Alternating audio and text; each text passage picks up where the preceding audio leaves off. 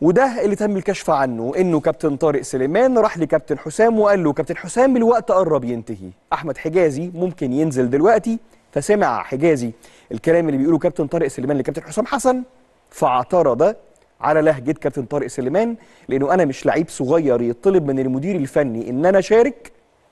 في وقت لمجرد ان انا موجود، فما ينفعش. لا، انت مش بتخليني اشارك علشان تكرمني، انت بتخليني اشارك علشان انت محتاجني.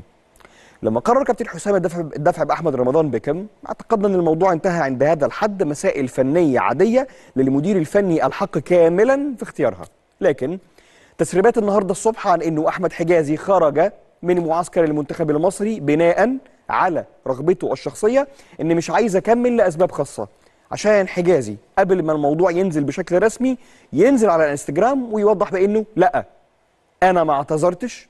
انا ما استبعدتش نفسي من معسكر المنتخب